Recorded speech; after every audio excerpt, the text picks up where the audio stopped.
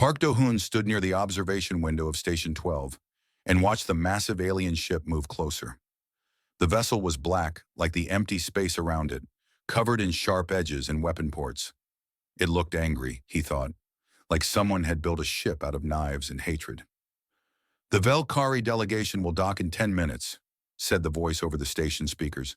"All diplomatic staff report to Docking Bay 4. Do-hoon took a deep breath and adjusted his uniform collar.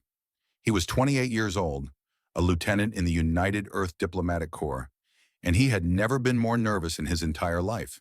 The Velkari were coming, the Velkari who had conquered 63 worlds, the Velkari who had never signed a peace treaty with anyone, the Velkari whose warriors were said to kill first and never bother asking questions. And he, Park Do-hoon from Busan, was supposed to be their liaison officer. "You look like you're about to vomit," said Admiral Cho Yunji, walking up beside him. She was a small woman with gray hair and sharp eyes that missed nothing. She had been a soldier for 40 years before becoming a diplomat, and she still moved like someone ready for a fight. "I might," Do-hoon admitted. "Admiral, why me? I'm not qualified for this. I've only been in the Corps for 3 years. I mostly handle trade agreements for agricultural goods." "That's exactly why," Yunji said. "The Velkari respect warriors, but they suspect them too.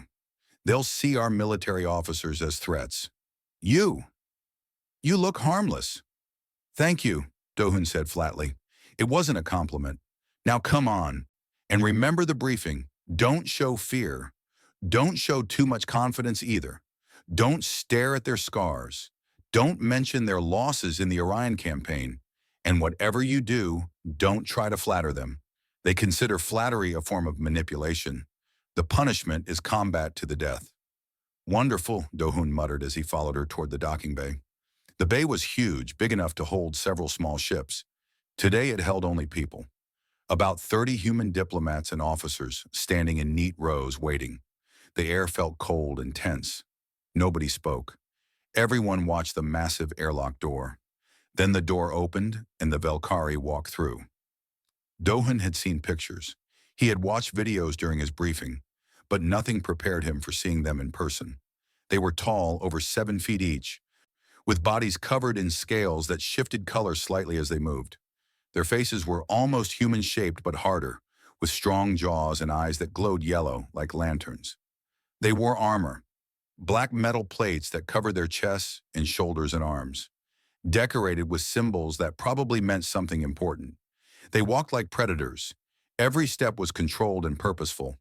Their eyes moved constantly, scanning the room, looking for threats. Do-hoon counted 12 of them, all armed with curved blades at their hips. At the front of the group walked their leader. Do-hoon knew from his briefing that this was Commander Yira, one of the most decorated warriors in the Velkari Empire. She had fought in over 200 battles and never lost. Her scales were silver, brighter than the others, and her face carried scars. 3 long marks across her left cheek, another across her forehead. Her armor was different too, more elaborate, with gold lines running through the black metal. She was terrifying. She was also, Do-hoon realized with sudden and unwanted clarity, beautiful. Not beautiful like a human woman. Beautiful like a storm was beautiful, like lightning, like something dangerous and powerful and impossible to look away from. Admiral Yunji stepped forward and bowed slightly. "Commander Yira, on behalf of United Earth, I welcome you to Station 12. We are honored by your presence." Yira's yellow eyes moved over Yunji slowly. When she spoke, her voice was deep and rough, like stones grinding together. "Admiral Cho, your reputation precedes you. We have studied your campaigns against the Merchant Collective. Acceptable tactics." From a Velkari, Do-hoon knew that was high praise. The 2 leaders began the formal introductions. Do-hoon stood in line with the other junior officers, trying to keep his breathing steady. He watched the Velkari warriors as they stood motionless behind their commander. They looked like statues that could kill everyone in the room in about 30 seconds. Then it happened. Commander Yira was walking down the line of human officers, receiving their bows, when she passed in front of Do-hoon. He bowed like the others, but as he straightened up, his eyes caught the light reflecting off her armor. The gold lines weren't just decoration, he realized. They were tiny symbols, hundreds of them, etched into the metal with incredible precision. The craftsmanship was extraordinary. Yira's eyes met his, yellow fire staring into human brown, and Park Do-hun, nervous, overwhelmed, and completely without thinking, opened his mouth and said, "Your armor is beautifully crafted." The words hung in the air like poison. Everything stopped. The Valkyrie warriors went rigid. Their hands moved toward their weapons. Admiral Yunji's face went pale. The human officers around Do-hun stepped back like he had just caught fire. Commander Yira stared at him. Do-hun's brain finally caught up with his mouth. The briefing. Don't flatter them. Flattery is manipulation. Manipulation means combat to the death. He had just complimented a Valkyrie commander in front of her entire delegation and his entire diplomatic team. He was going to die. He was absolutely going to die. But Yira didn't draw her blade. She didn't call for combat. Instead, something strange happened. Her yellow eyes widened. Her lips parted slightly. The scales on her neck shifted color, darkening to a deep blue. She looked shocked, not angry, shocked. The moment stretched on forever. Do-hun could hear his own heartbeat in his ears. He could feel sweat running down his back. He wanted to apologize, to explain, to take it back, but his voice had abandoned him completely. Then Commander Yira turned away and continued down the line as if nothing had happened. But Do-hun noticed that her hands, which had been steady as stone since she arrived, were now trembling slightly at her sides. The rest of the welcome ceremony passed in a blur. Do-hun stood in place, too terrified to move, waiting for someone to arrest him or challenge him or throw him out an airlock. But nothing happened. The Valkyrie completed their inspection. Admiral Unji gave her welcome speech. Everyone moved toward the conference rooms for the first round of talks. As the crowd dispersed, Admiral Unji grabbed Do-hun's arm and pulled him aside. Her grip was strong enough to bruise. "What?" she said quietly. "Did you say to her?" "I complimented her armor," Do-hun whispered. "I didn't mean to. It just came out." Unji closed her eyes. "Do you have any idea what you've done? I'm going to be executed? I don't know." Unji opened her eyes and looked toward where the Valkyrie had gone. "That's what worries me. She should have killed you on the spot, or at least demanded satisfaction. Instead, she just walked away. I've studied the Valkyrie for 20 years. I've never seen one react like that." Do-hun felt sick. "What do I do?" "For now, nothing. Stay out of her way. Maybe she'll forget it happened." But Unji's voice said she didn't believe that. "Get some rest, Lieutenant. I have a feeling tomorrow is going to be very complicated." That night, Do-hun lay in his small quarters and stared at the ceiling. He replayed the moment over and over, Yira's eyes widening, her scales changing color, her hands shaking. He had expected anger. He had expected violence. What he had seen instead looked almost like something else entirely. It looked like wonder. The next morning, Station 12 was full of whispers. News traveled fast in a closed space, and by breakfast, everyone seemed to know that a junior human officer had said something strange to the Valkyrie commander. The details varied depending on who was telling the story. Some said Do-hun had insulted her. Others said he had challenged her to combat. A few somehow had heard that he had proposed marriage. That last one, Do-hun thought miserably as he sat alone in the cafeteria, might actually be closest to the truth. He had spent half the night reading everything he could find about Valkyrie culture. The station's database was extensive, filled with reports from traders and spies, and the few diplomats who had survived contact with the warrior species. What he learned made his stomach turn. The Valkyrie did not give compliments, ever. Their entire society was built on hierarchy and strength. You proved your worth through victory, through conquest, through blood. Words of praise were meaningless to them. Worse than meaningless. To openly admire someone's work or appearance was considered deeply intimate. It was something only bonded mates did, in private, away from the eyes of others. By complimenting Yira's armor in public, in front of both delegations, Do-hun had essentially declared romantic interest in her. He had claimed her, in Valkyrie terms, as a potential mate. No wonder she had looked shocked. No wonder her warriors had reached for their weapons. He hadn't just made a social mistake. He had done something that her culture considered either a marriage proposal or a deadly insult, depending on how she chose to interpret it. And she had walked away without responding. According to the database, that was impossible. A Valkyrie who received such a declaration had to respond, either by accepting the courtship or by demanding combat. There was no third option. Silence was not allowed. So what did it mean that Yira had chosen silence anyway? Lieutenant Park. Do-hun looked up. Admiral Yunji stood beside his table, her face unreadable. Come with me. Now. He followed her through the station corridors, past curious crew members and whispering diplomats, until they reached a small conference room. Inside, Dr. Kang Mirai was waiting. She was the station's xenopsychologist, a woman in her 40s with kind eyes and a gentle voice. Do-hun had met her once before, during his initial briefing. Sit down, Unji said. We need to understand exactly what happened yesterday. Do-hun sat. He told them everything. How he had noticed the craftsmanship of Yira's armor, how the words had slipped out before he could stop them, how she had reacted. Her scales changed color. Dr. Kang leaned forward. What color? Blue. A deep blue. They were silver before, but they turned blue just for a moment. Dr. Kang and Admiral Yunji exchanged a look that Do-hun couldn't read. What? He asked. What does blue mean? We're not entirely sure, Dr. Kang said slowly. Valkyrie scale coloration is tied to their emotions, but they've never let us study it closely. From what little we know, blue indicates vulnerability, openness. It's the color their scales turn during intimate moments with trusted companions. Do-hun felt the blood drain from his face. So when I complimented her, you triggered an emotional response that she probably hasn't felt in decades, maybe longer.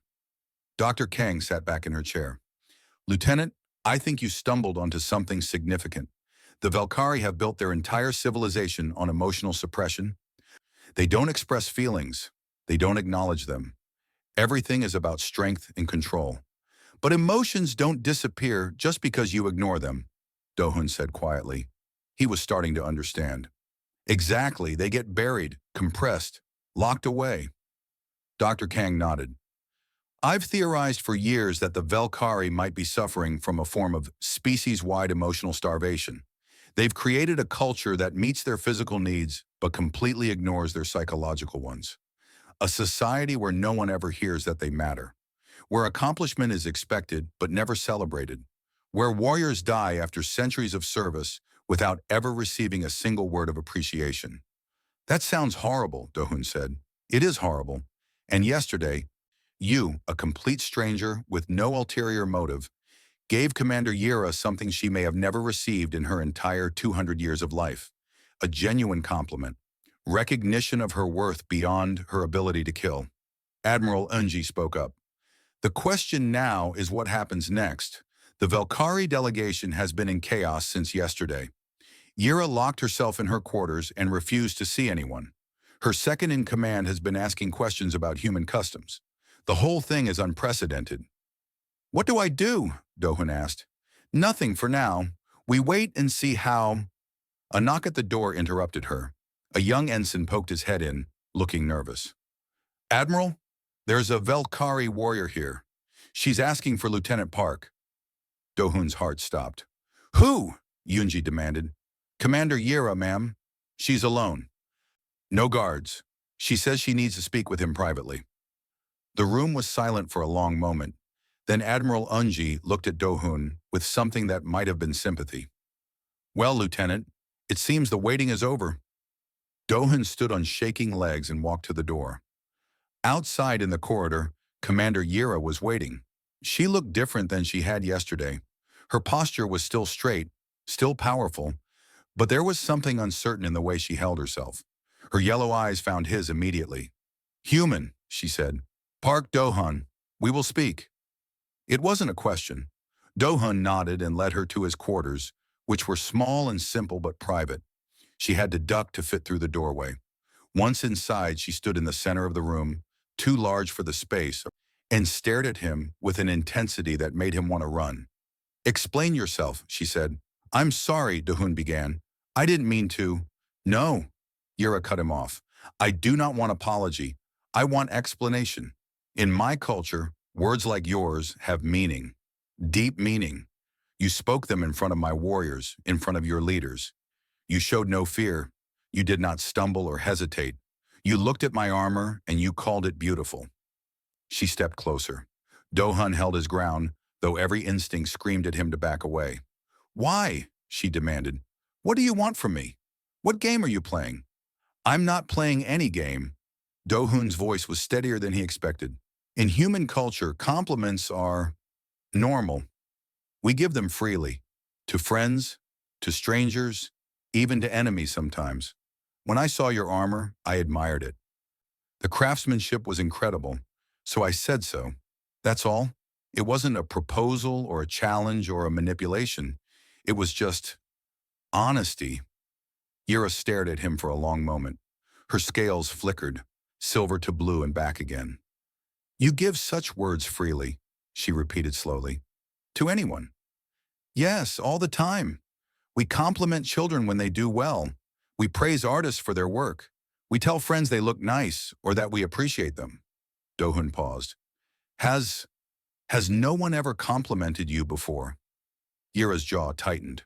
Something passed across her face. Pain, Do-hun realized. Old pain, buried deep.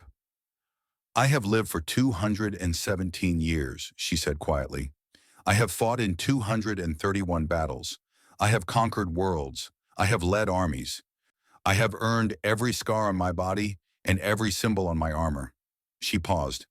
No one has ever told me that any of it was beautiful. No one has ever told me that I mattered beyond my usefulness as a weapon. Do-hun felt something crack in his chest. Pity, sadness, a strange, unexpected urge to comfort this terrifying alien warrior who had probably killed more people than he had ever met. Where I come from, he said gently, what you've accomplished would make you a legend. People would tell stories about you. They would admire you. They would thank you for your service and your sacrifice. He took a breath. You deserve to hear that. Everyone does. Yura didn't move. She didn't speak, but Do-hun saw her hands clench at her sides. He saw her scales flicker blue again. He saw something glistening in her yellow eyes that might have been tears, though he wasn't sure if Valkyrie could cry. Then, without another word, she turned and walked out of his quarters. The door closed behind her. Do-hun sank onto his bed and put his head in his hands. He had no idea what had just happened. He had no idea what it meant. But he couldn't forget the look on her face. The pain, the loneliness, the desperate, hungry way she had listened to his words, like a starving person being offered food. What kind of civilization, he wondered, produced warriors like that? What kind of culture created beings of such strength and power, and then left them so completely alone? 3 days passed after Yura's visit to Do-hun's quarters. The diplomatic talks continued, tense and slow, but no one mentioned what had happened. It was as if both sides had agreed to pretend the incident never occurred. The Valkyrie delegation attended meetings, negotiated trade terms, and discussed potential alliances.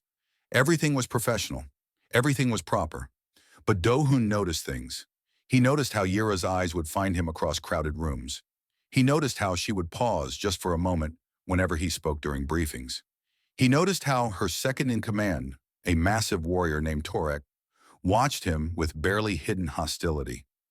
And he noticed how tired she looked, how the silver of her scales seemed duller than before, how she moved through the diplomatic functions like someone carrying a heavy weight. On the 4th night, there was a knock at his door. Do-hun opened it to find Yura standing in the corridor again. This time, she wasn't wearing her armor. She wore simple clothes, a dark tunic and loose pants, the kind of thing a Valkyrie might wear to sleep. Without the armor, she looked smaller somehow, still massive compared to him, still powerful, but more real. May I enter? She asked. Do-hun stepped aside. She walked in and stood in the same spot as before, but her posture was different, less rigid, more uncertain. I have been thinking, she said, about what you told me, about human customs. Okay, Do-hun said carefully. I do not understand them. She turned to face him. I have conquered civilizations. I have learned the languages of 12 species. I have mastered weapons that your people have not yet invented. But I cannot understand why you would give words of value to strangers. It makes no sense. Dohan considered the question. May I ask you something first? Yira tilted her head. You may. When you go into battle, what do you fight for? She frowned. For the Empire. For victory. For honor. But what does honor mean? When you win a battle, what do you feel? Yira was silent for a moment. Satisfaction, pride, the knowledge that I have done my duty. And who recognizes that duty? Who tells you that you did well? No one needs to tell me. I know my own worth. Do you? Dohun sat down on his bed looking up at her. You said no one has ever told you that your accomplishments were beautiful. No one has ever said you mattered beyond being a weapon. If you truly knew your own worth, would those words have affected you so much? Yira's scales flickered. She didn't answer. Humans need each other, Dohun continued softly. We're not as strong as you, not as long-lived, not as naturally powerful. We survived by working together, by building communities, by taking care of each other. He paused. Part of that is words. We tell each other that we matter. We celebrate achievements. We thank people for their sacrifices.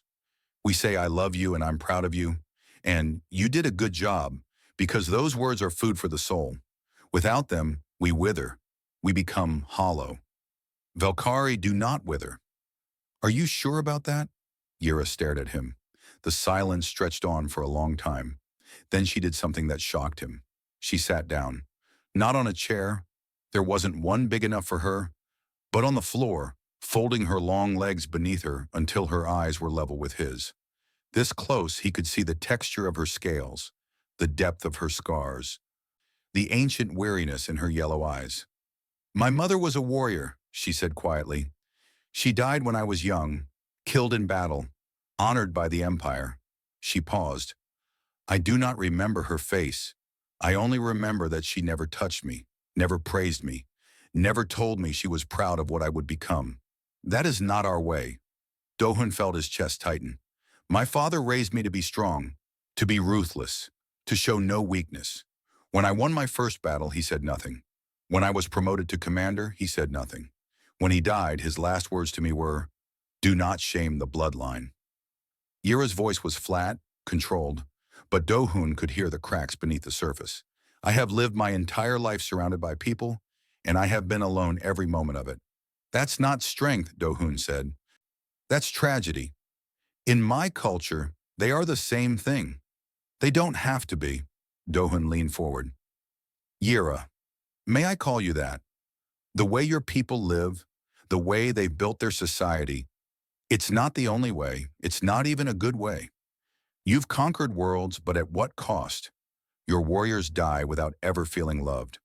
Your children grow up without warmth. Your whole species is running on duty and fear and emptiness. He shook his head. That's not an empire. That's a prison. Yira's scales shifted through several colors. Silver, blue, something darker. Her hands gripped her knees.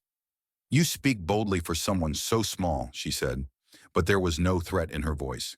I speak honestly. That's all I know how to do. Dohun met her eyes.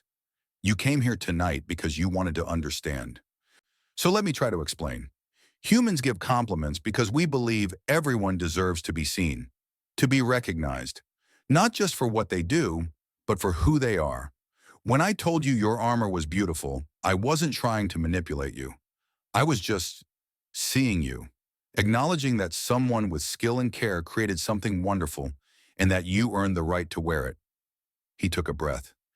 In my culture, that's not intimate. It's not a proposal. It's just basic decency, basic kindness. The kind of thing we do for each other because life is hard and everyone is struggling, and sometimes a few good words can make everything a little easier to bear. Yira was quiet for a long time. When she finally spoke, her voice was barely a whisper. I have killed thousands. I have watched my warriors die. I have done terrible things in the name of the Empire. She looked at her hands. And in all that time, no one has ever shown me kindness. I did not know the word until I studied your language files yesterday. We have no equivalent in Valkyrie. Then maybe it's time to learn, Dohun said gently. Yira looked up at him. For just a moment, the great warrior vanished, and he saw someone else. Someone lost. someone hungry, someone who had been wandering through darkness for 2 centuries and had just caught sight of a distant light. "Will you teach me?" she asked. Do-hun blinked. "Teach you what?" "Kindness, connection, the things your people know that mine have forgotten or perhaps never learned." She held his gaze. "I am a warrior. I know nothing else. But I am tired, Park Do-hun. Tired of the emptiness. Tired of the silence. I thought strength was enough. I thought duty was enough. But your words showed me that I have been starving, and I did not even know it." Do-hun should have said no. He should have referred her to Dr. Kang, to the diplomatic team, to anyone more qualified than a junior attaché who mostly handled agricultural trade agreements. This was beyond his training, beyond his authority, beyond anything he had ever imagined. But he looked at this ancient warrior, this conqueror of worlds, sitting on his floor like a lost child, and he couldn't find it in himself to refuse. "Okay," he said, "I'll try." Yira nodded slowly. Something shifted in her expression, something that might have been relief or gratitude or hope. "Thank you," she said, and for the first time since she had arrived on Station 12, Do-hun saw her smile. It was a small smile, uncertain and unpracticed, like a muscle that hadn't been used in a very long time. But it was real. It was a beginning. News of Commander Yira's strange behavior spread through the Velkari fleet like fire through dry grass. The warriors whispered among themselves, careful to keep their voices low, careful not to let their commander hear. But the whispers grew louder each day. Their leader had been seen visiting the humans' quarters, alone, unarmed. She had been absent from the evening war councils. She had been distracted during negotiations, her yellow eyes drifting toward the small human lieutenant who sat quietly in the corner of every meeting. Something was wrong with Commander Yira, something the warriors did not understand. Torek was the first to act. He was Yira's second in command, a warrior who had served under her for 60 years, and he had ambitions of his own. He watched his commander's strange behavior with growing anger and growing opportunity. "She is compromised," he told a small group of loyal warriors in the ship's lower chambers. "The human has done something to her, some kind of psychological attack, some weakness that we do not understand." "What would you have us do?" asked one of the warriors. "For now, nothing. We watch. We wait. We gather evidence." Torek's eyes glowed in the dim light. "But if she continues down this path, if she threatens the honor of our delegation, then I will do what must be done." Meanwhile, on Station 12, Dr. Kang Mirai was conducting research of her own. She sat in her office surrounded by data screens, reading every report ever written about Velkari psychology, which wasn't much. The warrior species had never allowed outsiders to study them closely. Everything humanity knew came from battlefield observations and the occasional defector. But Do-hun's accidental experiment had given her something new. Real data, real reactions. A Velkari commander responding to emotional stimulus in ways that contradicted everything the species claimed to be. "It's remarkable," she told Admiral Yunji during their morning briefing. "The Velkari have spent thousands of years building a culture of emotional suppression. No praise, no affection, no vulnerability. They've convinced themselves that they don't need these things, that they're above such weakness." "But they're not," Yunji said. "Of course not. No sentient species can function without emotional connection. The Velkari haven't eliminated their needs. They've just buried them, compressed them, and now after generations of denial, they're starving." Dr. Kang pulled up a chart on her screen. "Look at their suicide rates, their population decline, their increasing aggression toward other species. These aren't the signs of a thriving civilization. These are the symptoms of a society eating itself from the inside." Unji studied the data with tired eyes. "And Lieutenant Park's little compliment may have done more to destabilize the Velkari Empire than 100 battleships. He gave Commander Yira something she'd never experienced before. Genuine recognition. Not for her usefulness, not for her victories, but for something beautiful she had created or earned. That kind of acknowledgement is like water in a desert. Once you've tasted it, you can't go back to pretending you don't need it." "So what do we do with this information?" Dr. Kang was quiet for a moment. "That depends on what we want to achieve. If we want peace with the Valkyrie, then maybe, just maybe, Lieutenant Park has stumbled onto the key. Not weapons or threats or negotiations, just simple human kindness. On the Valkyrie flagship, Yura stood alone in her quarters and stared at her reflection in a polished metal surface.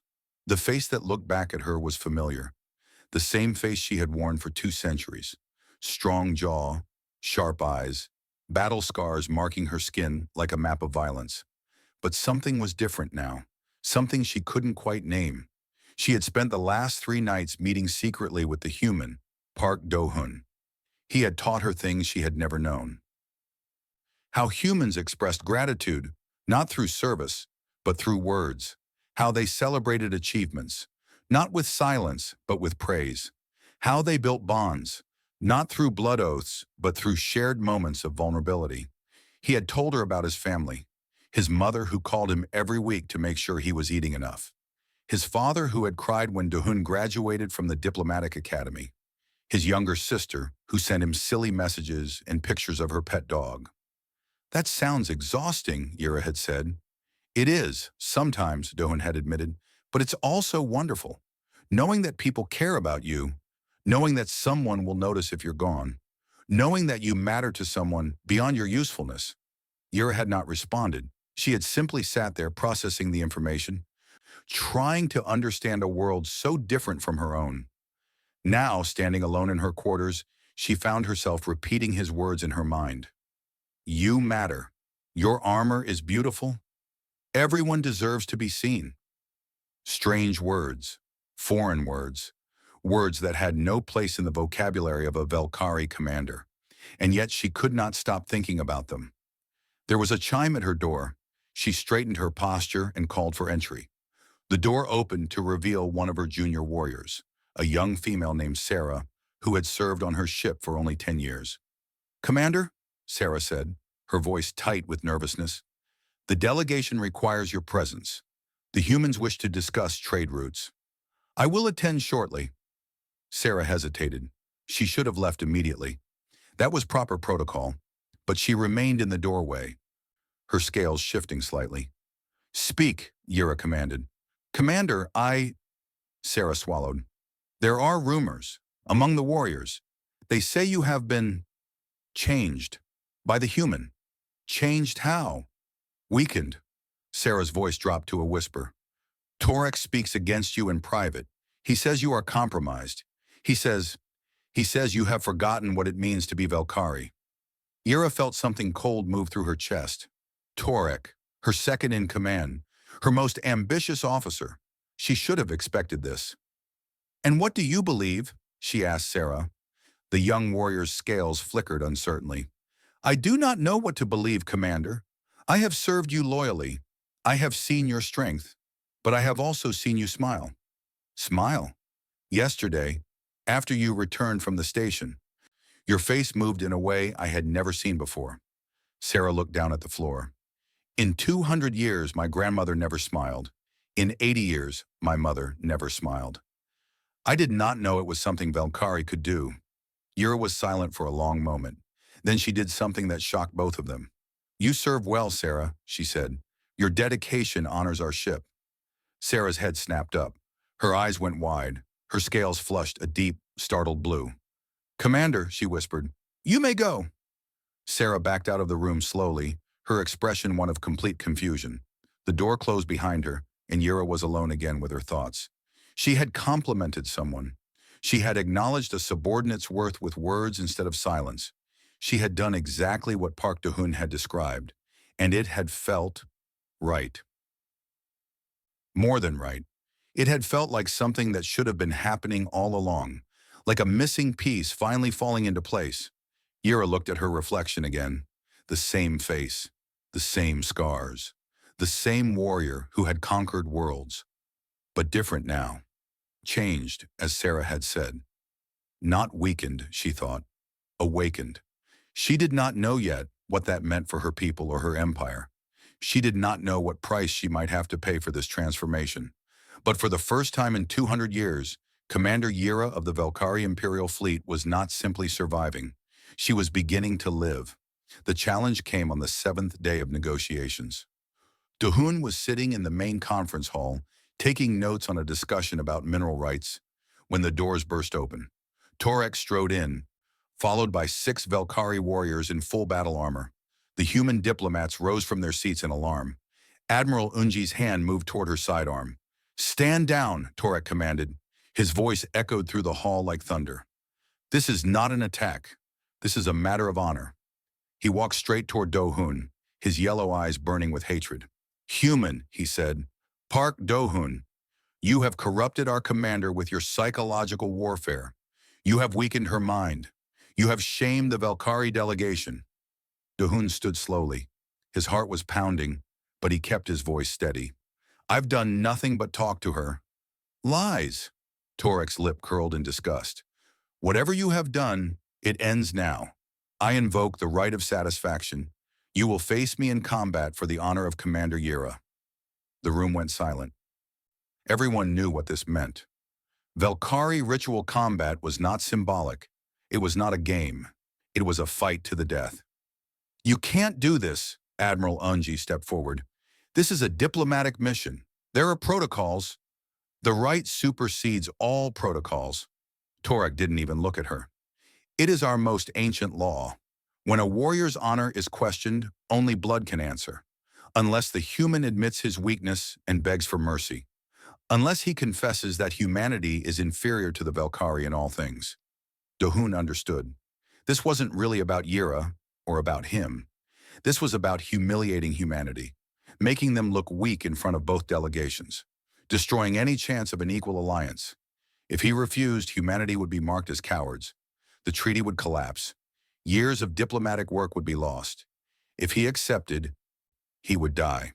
Torek was 7 feet tall, covered in muscle and scales, trained in combat since childhood. Dohun had basic military training and a desk job. "I need time to," Dohun started. "You have no time. You accept or you admit weakness. Now." Dohun looked around the room. He saw the fear in his colleagues' faces. He saw Admiral Unji's jaw tight with anger. He saw the Velkari warriors standing like statues, waiting for his response. He took a deep breath. "I accept." The words came out before he could stop them. He heard gasps from the human side of the room. He saw Torek's eyes widen slightly in surprise. The warrior had expected him to refuse. "Very well," Torek said slowly. "The combat will take place in 1 hour, in the station's main cargo bay. Prepare yourself, human. Prepare to die." He turned and walked out, his warriors following behind him. Admiral Unji grabbed Dohun's arm. "What are you doing? You can't fight him. He'll kill you in seconds." "I know." Dohun felt strangely calm. "But if I refuse, we lose everything. The treaty, the alliance, any chance of peace with the Velkari. And if you die, then at least I die with honor. Maybe that will mean something to them." Dr. Kang approached, her face pale. "Lieutenant, there might be another way. In Velkari law, a challenged party can designate a champion, someone to fight in their place." "Who would fight for me?" Dohun asked. "None of our people are trained for Velkari combat." "No," said a voice from the doorway. "But I am." Everyone turned. Commander Yira stood at the entrance to the conference hall. She was alone, dressed not in her formal diplomatic clothes but in her battle armor. Her silver scales gleamed under the station's lights.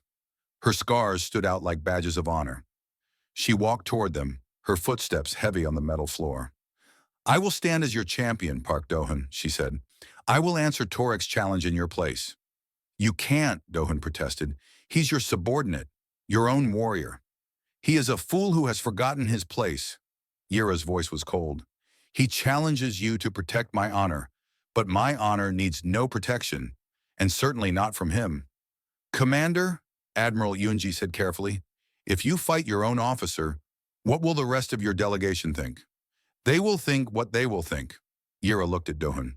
"You taught me that strength is not the only virtue, that kindness matters, that words can heal as well as wound. Now let me show you that I listen."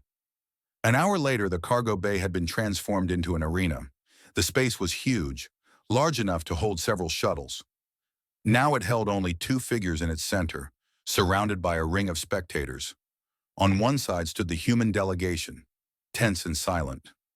On the other side stood the Valkyrie warriors, their faces unreadable. Torek stood in the arena, his blade drawn. He was massive, powerful, confident. He had won 47 duels in his lifetime. He had never lost. Yura stood across from him, her own blade in her hand. She moved differently than he did, more relaxed, more fluid, like water ready to become a flood.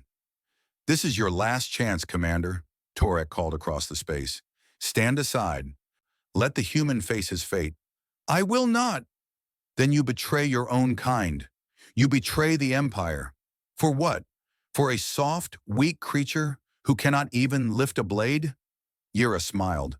It was a small smile, quiet and strange on her warrior's face. "He lifted something heavier than any blade," she said. "He lifted my spirit. He gave me words that I will carry longer than any scar." She raised her weapon. "Now come, Torek. Show me what you believe strength means." Torek roared and charged. He was fast, faster than Dohun would have believed possible for someone so large. His blade cut through the air like lightning, aimed at Yura's neck. But she was faster. She stepped aside at the last moment, letting his blade pass harmlessly by. Her own weapon flashed once, twice, 3 times. Blood sprayed. Torek stumbled. He turned, his eyes wild with shock. 3 cuts marked his arms and chest. Not deep enough to kill, but deep enough to hurt, deep enough to prove a point. "You have fought with anger," Yura said calmly. "You have fought with pride, but anger makes you blind and pride makes you slow." She circled him slowly. "I have fought 231 battles. I have studied every warrior technique in the Empire. Did you truly think you could defeat me?" Torek screamed and attacked again. Again Yura dodged. Again her blade found its mark. More cuts. More blood. The big warrior was slowing now, his movements becoming desperate. The watching Valkyrie shifted uncomfortably. They had expected a quick victory for Torek. Instead, they were watching their commander dismantle him piece by piece. Finally, Torek fell to his knees. His blade dropped from his hands. Blood dripped from a dozen wounds. He looked up at Yura with hatred and despair. "Finish it," he gasped. "Kill me. That is our way." Yura stood over him for a long moment. Her blade rested against his neck. One movement would end his life. "No," she said. The crowd stirred. Murmurs of confusion rose from both sides. "Our way has been death and silence and emptiness for too long." Yura lowered her blade. "I am tired of killing. I am tired of the loneliness that killing brings." She looked out at her warriors, at the watching humans, at Dohun standing pale and stunned among them. "This human gave me something that none of you ever have," she said, her voice carrying through the huge space. "He gave me recognition. He saw my worth beyond my blade. He told me I mattered." She paused. "If that is corruption, then I have been corrupt my entire life. If kindness is weakness, then I choose to be weak. Because I am tired of being strong in a universe that offers nothing but emptiness in return." She looked down at Torek. "You will live," she told him. "You will heal. And perhaps someday, you will understand what I have learned. That there are things more valuable than victory. That there are words more powerful than weapons." She turned and walked away, leaving Torek kneeling in his own blood. The cargo bay was completely silent. Then slowly, one of the Valkyrie warriors began to clap. Then another. Then another. It was a strange sound. Heavy hands striking together uncertainly, as if the warriors weren't quite sure how the motion worked. But they were trying. They were learning. And Dohun, watching from the crowd, felt tears running down his face. In the weeks that followed the duel, everything changed. The negotiations continued, but the atmosphere was different now. The Valkyrie warriors, who had once stood like statues of cold metal, began to show small signs of warmth. A nod here, a brief word of acknowledgement there. Once a young warrior named Sarah actually thanked a human technician for holding a door open. The technician had nearly fainted from shock. But the biggest changes were happening in private, in the quiet hours when the station slept and the diplomatic functions ended. Yura came to Dohun's quarters every night, not for anything romantic. Their relationship wasn't like that. She came to learn, to understand, to practice being something other than a weapon. Tell me about friendship, she said one evening, sitting on his floor with her legs crossed beneath her.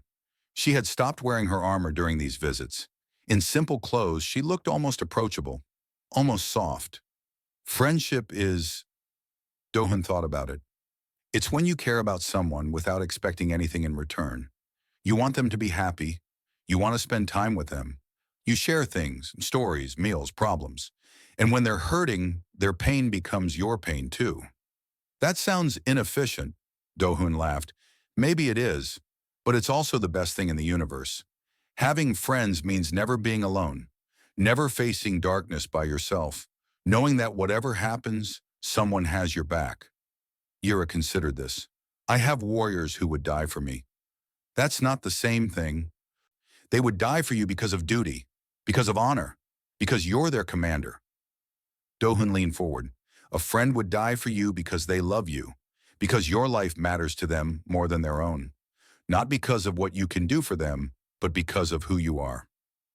Has anyone ever done that for you? Died for you? No, and I hope no one ever has to. Dohun paused. But I have friends who would, and I would do the same for them. That's what friendship means. Ira was quiet for a long time. When she spoke again, her voice was soft. I would die for you, Park Dohun. He blinked. What? Not because you are my commander, not because of duty or honor. She looked at him with those ancient yellow eyes. Because you showed me kindness when you had no reason to. Because you taught me things I did not know I needed to learn. Because when I am with you, I feel... She paused, searching for the word. Safe. I feel safe. Dohun felt something warm spread through his chest. That's called friendship, he said gently. And you deserve to have it. You deserve to have people who care about you.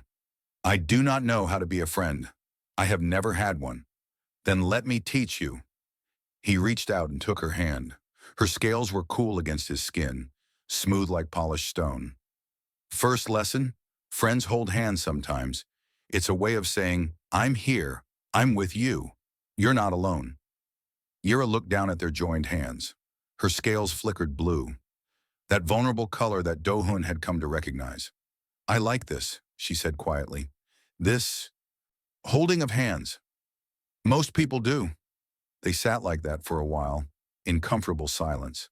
Outside the window, stars drifted past. Somewhere in the station, diplomats were probably arguing about trade routes and border agreements. None of it seemed to matter. The next morning, Admiral Yunji summoned Dohun to her office. Sit down, she said. Her face was serious, but there was something else in her eyes, something that looked almost like wonder. Am I in trouble? Dohun asked. No, quite the opposite. Yunji pulled up a screen full of data. The negotiations are going better than anyone expected. The Velkari have agreed to terms we never thought possible. Trade routes, mutual defense pacts, cultural exchanges. They're even talking about opening their borders to human travelers. That's amazing. It is. And it's because of you. Yunji looked at him steadily. Dr. Kang has been documenting the changes in the Velkari delegation. Their behavior, their attitudes, their body language. Everything shifted after your duel with Torek. Or rather, after Yira's speech. That was all her, Dohun said. I just talked to her. You did more than talk. You showed her a different way of being. You gave her permission to be something other than a weapon. Yunji shook her head slowly. Lieutenant, I've been doing this job for 30 years. I've seen treaties negotiated with threats, with bribes, with carefully calculated political pressure. I've never seen anything like what you've accomplished. You changed an entire civilization with nothing but kindness. Dohun didn't know what to say. He had never thought of himself as special. He was just a guy who handled agricultural trade agreements. He had stumbled into this situation by accident. The Velkari High Council wants to meet you, Yunji continued. They've heard about what happened here. They want to understand how a single human could affect their commander so profoundly. What should I tell them? The truth. The same thing you told Yura. Yunji smiled slightly. Tell them that everyone deserves to be seen. That kindness matters. That there are things more important than strength. She paused. And maybe, if they're willing to listen, tell them that it's not too late. that they can change, that they can become something more than conquerors. That night, Yira came to his quarters again, but this time she brought something with her, a small object wrapped in dark cloth. "I have a gift for you," she said. Dohun unwrapped the cloth carefully. Inside was a blade, small by Velkari standards, about the length of his forearm. It was beautiful, with a curved edge and a handle wrapped in silver wire. "This metal is from my armor," Yira explained. "I had it forged into this blade. Among my people, sharing one's armor is the highest honor. It means I trust you with my protection. I trust you with my life." Dohun held the blade carefully. It was lighter than he expected, perfectly balanced. "I don't know what to say," he admitted. "You do not need to say anything." Yira sat down across from him. "But there is something I must tell you. Something I have never told anyone." "What is it?"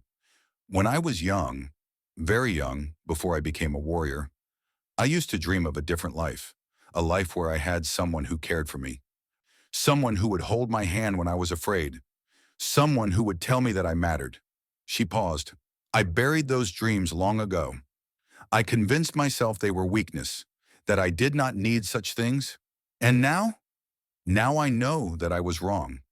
Those dreams were not weakness. They were—" She searched for the word. "They were hope. And hope is the most precious thing any being can have." She reached out and took his hand again. "You gave me hope, Park Dohun. You showed me that the universe does not have to be cold and empty. That connection is possible. That kindness exists." Her yellow eyes were bright. "I do not know what the future holds. I do not know if my people will accept these changes.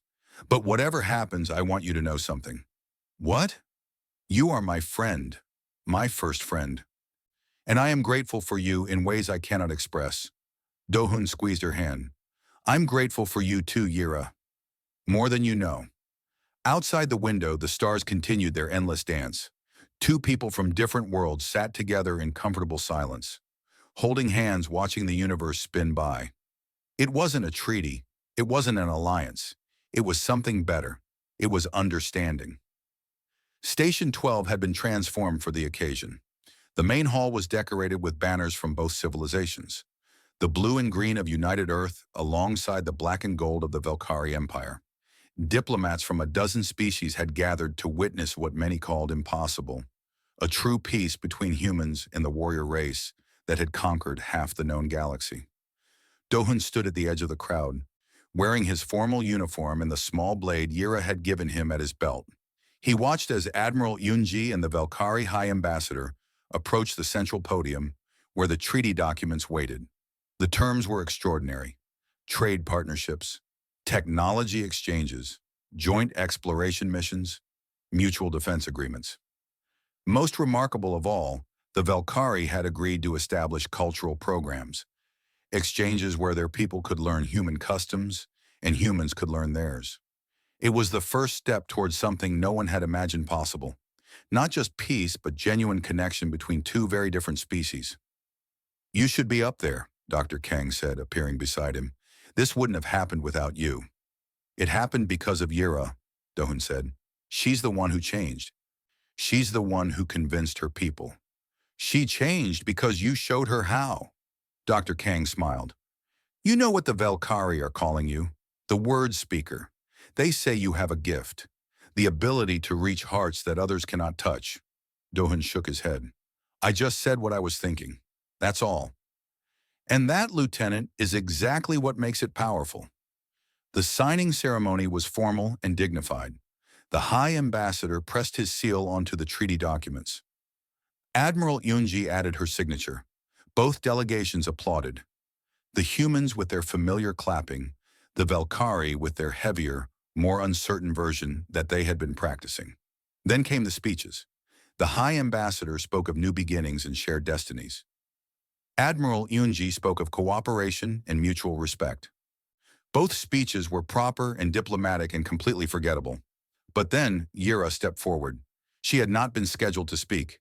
She was not part of the formal ceremony, but no one moved to stop her as she walked to the podium and faced the assembled crowd. "I wish to say something," she announced. Her voice carried through the hall, strong and clear. Something that my people must hear. The Velkari delegation shifted uncomfortably. The humans watched with curiosity.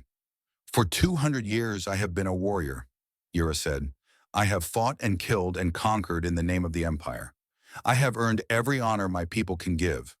I have been called unstoppable, invincible, the finest blade in Velkari history. She paused. And I have been utterly, completely alone. A murmur ran through the crowd.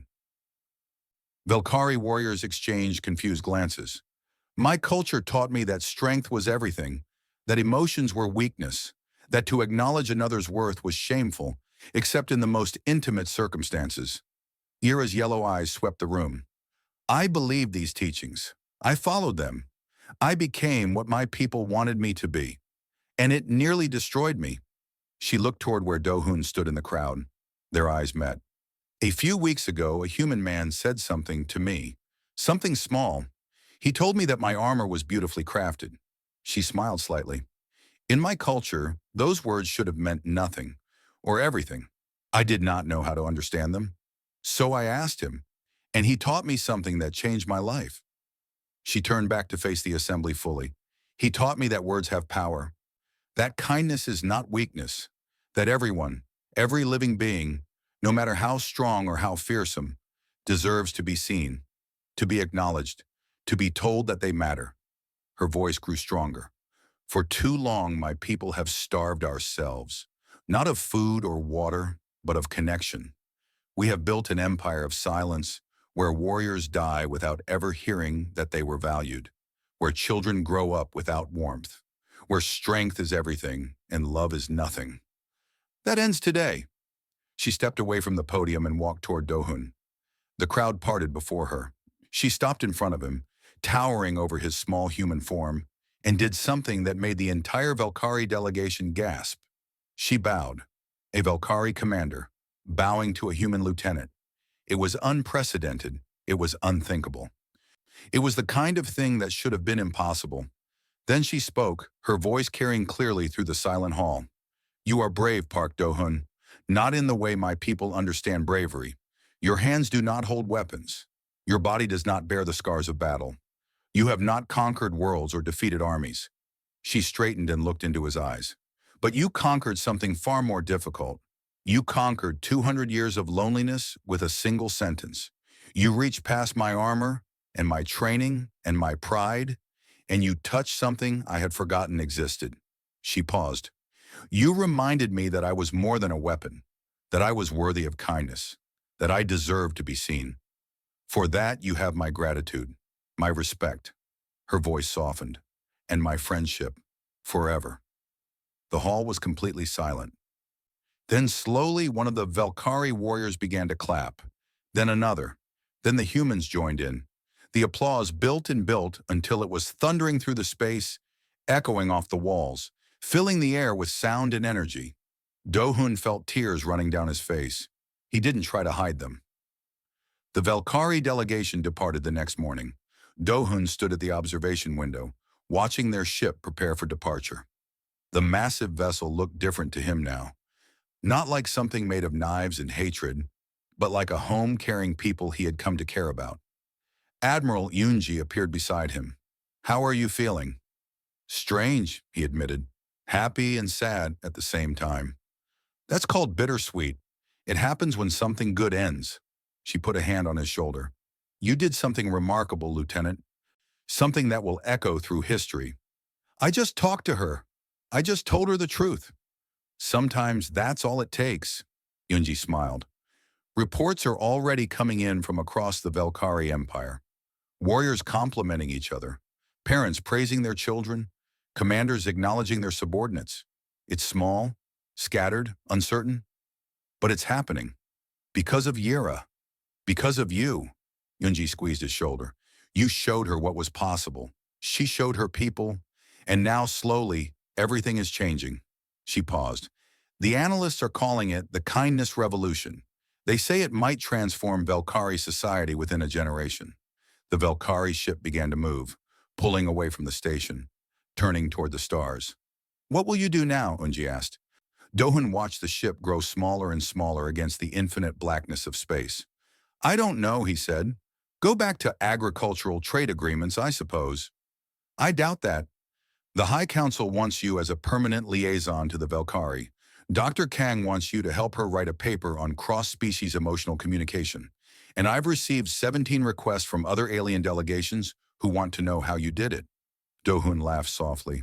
How I did what? Said something nice? Change the galaxy with a compliment.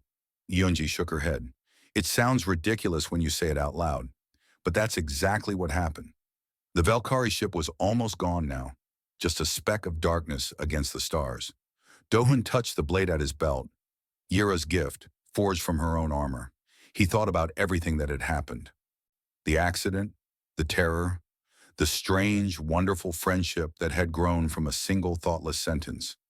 He thought about Yira, somewhere on that departing ship, carrying his words with her into the vast unknown, and he thought about what she had said during her speech.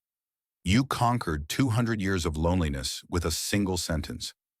Maybe that was the lesson, Do-hun realized. The thing that humans knew that other species had forgotten. The weapon that was more powerful than any warship or blade. Kindness.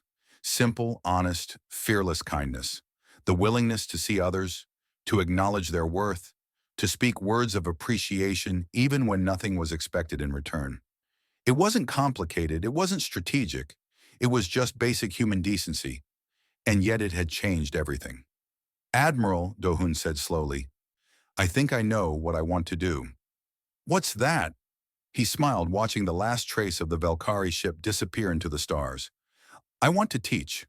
I want to show other species what we know. How to connect, how to care, how to build relationships based on kindness instead of fear. He turned to face her. If one compliment could start a revolution, imagine what a whole education could do. Admiral Unji studied him for a long moment. Then she smiled. A real smile, warm and proud. Lieutenant Park, she said, I think you might be onto something. Somewhere out in the galaxy, on a ship racing through the darkness toward home, Commander Yira stood at her own observation window. She was thinking about a small human man who had changed her life with a few simple words. She was thinking about friendship and kindness and hope. And she was smiling. Not the small, uncertain smile she had learned in his quarters. A full smile. A real smile. The kind of smile that said the universe was a better place than she had believed, and that maybe, just maybe, everything was going to be okay. Behind her, a young warrior named Sarah approached nervously. Commander, she said, the ship is ready for departure. All systems are functional. Yira turned from the window. She looked at Sarah, really looked at her, seeing the nervousness and the hope and the quiet dedication that she had never bothered to notice before. Thank you, Sarah, she said. You serve well.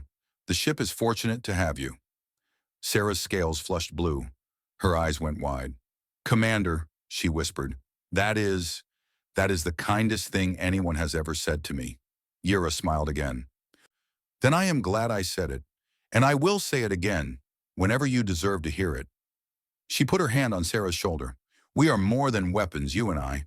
It is time we started acting like it. She walked away, leaving Sarah standing in stunned silence. The revolution had begun, one compliment at a time.